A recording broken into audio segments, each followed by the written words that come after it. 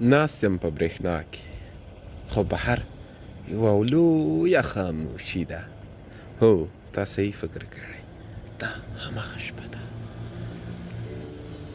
همغه شپه چې باد د هرې ورځې نه راځي، همغه شپه چې پکې د ټولې شپې رڼا یعنې سپوږمۍ برېښي. نن سپوږمۍ څه ناڅه خوشحاله ښکاري، لکه چې محفل یې دی او شاوخوا یې نورې سپوږمۍ. وایي وبخښئ سپوږمیګانې، نه زما د سترګو نور څه کم شوی، نن ستوري هم سپوږمۍ وینم.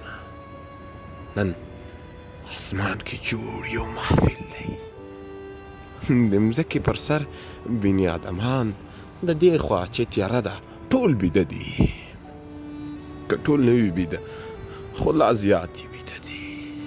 خو زه پکې ویښ یم او د خپل د خیالاتو په نړۍ کې مې د ستوري او د سپوږمۍ په محفل کې.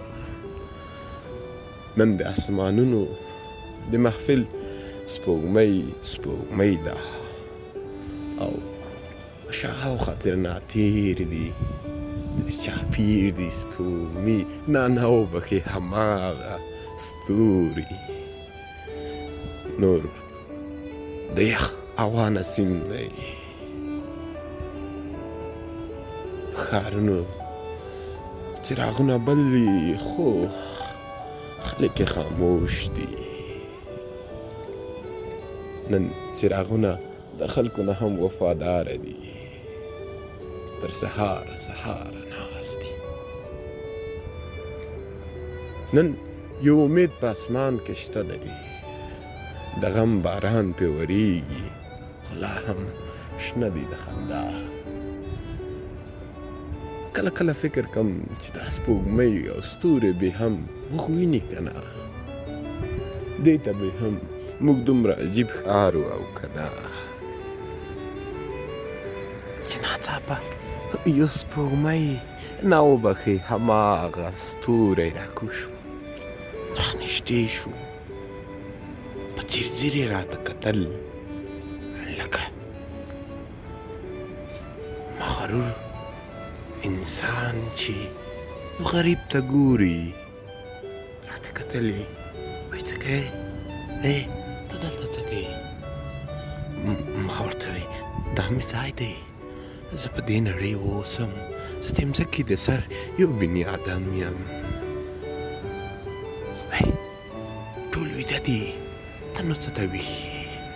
راشه زما سره د اسمان په محفلونو کې وګرځه. زه نن تا بیایم اسکوچت د اسمانونو محفلونو ته. نن د سپوږمۍ څوارلسیزه ده، حیران شولمه، ځان ته مې دا هوډ او غیرت ورکړه چې ورسره لاړ شم، خو بیا د ویرې بې غیرته احساس راوګرځول. مه ورځه، چیرې ځې؟ د اسمان دی، د انسان یې په اسمان کوي، نور لا لویږي، ځکه دی تا مدام کش کوي ځان ته، ته خبر نه یې چې په هره کیلو دی ځان ته کش کوي مځکه. زه هم وبرېدم، بدای کلک شوم، خو بیا د خیالاتو احساساتو بیا نه ورسره لاړ شه، وګوره په اسمانونو کې څه دي، سپوږمۍ څوک ده، ستوري څوک دي. ځان ته مې دا احساس ورکړ او د ستوري په لمن کې د سپوږمیو اسمانونو په لورې روان شو. لاړم چې عجیبه دنیا ده، عجیب خلک، عجیب ښکلاوې، عجیب منظرې دي پکې. نور نو ځکه نه راکش کولم، نو آزاد وم په اسمانونو کې چې ګورم ټول ستوري ویوه خواته ګوري. ور ومې کتل، د نظرونو مې برېښنا شوه، نظر خو مې ضعیف و، ما خو درته مخکې ویلي و، خو بیا مې سترګې وموښلې او بیا مې ورته وکتل چې ها دا سپوږمۍ ده، سپوږمۍ په ټولو ستورو کې نظر نه وه، خو زه غریب یې له لارې ولیدم. عجیبه راته ښکاره شوه.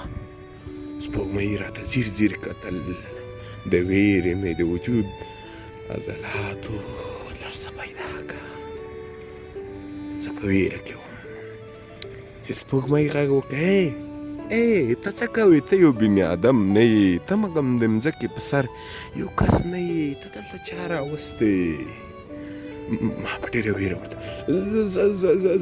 زه دا اوس یو ستوري د مځکې پر سر د یو اسمان پر سر چې ما تاسو دنیا ته کتل راغله او زه یې راوستمه. زه نه پوهېږم چې ولې. سپوږمۍ شنه شوه د خندا نه، ویې رزیل لیوتو. او زه لیوتو نه یم، کېنه ښار شیطان ښه یم.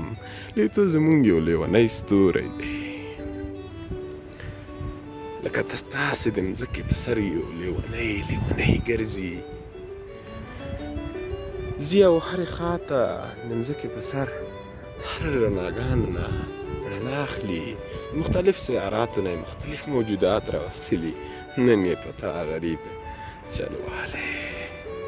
دې خبرې د چل په کلمې اورېدو سره زما د وجود ډار هم ډېر شو، نو